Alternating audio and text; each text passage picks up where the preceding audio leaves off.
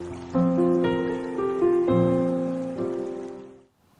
the question is, how do we keep on inhabiting our body and relating, especially when there's unpleasantness, when there's pain, and when everything in us is going, I don't want to be here. And there is an equation that's very, very useful when we explore this, which is pain times resistance equals suffering.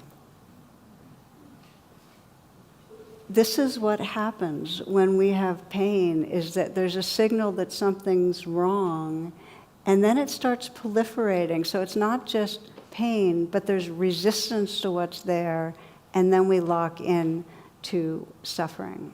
A few days ago, I was swimming. I swim pretty regularly, and I strained or pulled something behind my knee. Now, my two major ways of exercising are hiking and swimming.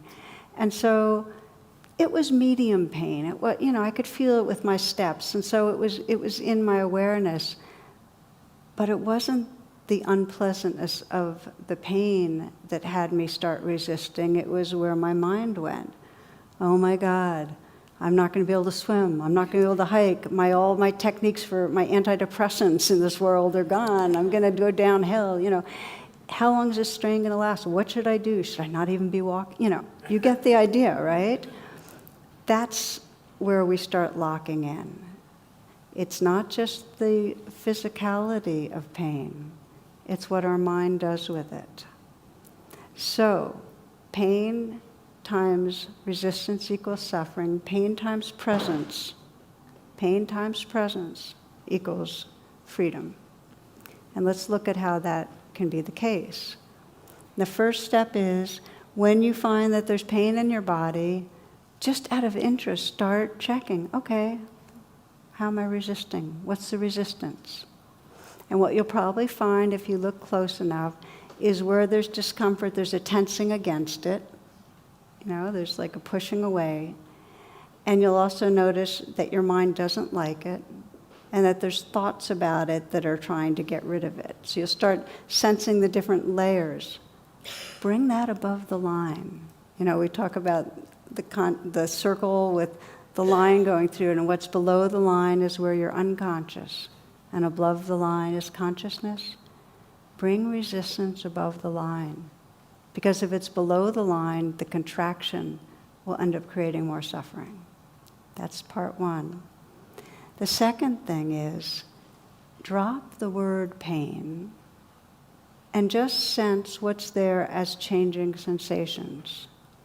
And you might even be sitting here right now and feeling your body, and maybe there's an area in it that's uncomfortable, that hurts. The practice is to shift from that fixed concept, pain, to, okay, this is moving sensations, and get interested in seeing if you can feel them, just as we practice with the meditation from the inside out. Can you feel the center of them? Can you feel the space they occupy? Can you notice how they're changing? Maybe there's even some words like swirling, squeezing, aching, tight, burning, cool. Just see if you can notice a lot about them. And start discovering, as you pay attention that way, this kind of dynamic presence, this space that you can inhabit that isn't so caught in the pain. You're not reacting to it. You become the space of presence. There's a real shift in your identity. The bottom line trick is to know that the sensations of unpleasantness belong. In this life, it's inevitable. They say pain is inevitable, suffering is optional, It's inevitable to have the discomfort. So let me tell you about one woman that was one of my inspirations in working with unpleasant sensations in the body. And when I met her, she's 20 years older than me, and she had been a dancer, but between an injury and arthritis and so on, shoulders or knees, she not only stopped dancing, but she did less and less exercise, gained more and more weight, And she became very ashamed of her body, aversive, and whenever there was pain there, it was kind of like a groaning and, I'm going downhill, and kind of pushing it away. And so when we talked about what does it really mean to re-inhabit your body, this was not a pleasant prospect. I mean, because any attention to her body got her in touch with hating her body, really. So the work of the practice was to notice the layers of the resistance, not liking my body, not trusting my body, feeling betrayed by my body. When pain comes up, it's only going to get worse, this arthritis. All the thoughts and all the ways that she tensed against and pulled away. And her practice became to kind of undo the resistance, just to say, it's okay, this belongs. In other words, whatever the waves were there, the waves in her mind, the waves in her body, the unpleasantness, this belongs. Now the power of saying this belongs, or I sometimes say this too, is every time you say it, there becomes more space for what's there. And when it becomes really a very ongoing wise response, there's more and more of a sense of resting in the space that can include what's going on. So she kept saying, this belongs, and shifting from pain, arthritis, and the story to just sensations.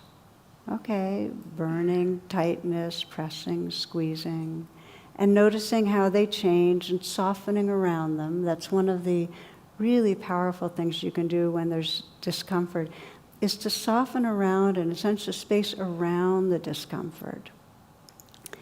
And so she started getting the knack of being able to inhabit her body, the different parts of her body. She started with where it was easier. Her feet. Her feet were not in pain. She could just feel, and you might feel it right now again, that you can bring your awareness inside the feet and inhabit the feet. And although she had a little arthritis in her hands, she was able to inhabit her hands and then start spreading that awareness through her body. And what she started discovering was a sense of this very alive presence inside, a sense of vitality. She became more vibrant, and a real sensitivity to energy flows.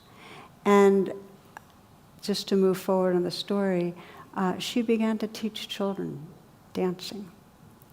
And after a couple of years, she basically told me that by inhabiting my body, Tara, she said, I got my life back and my spirit.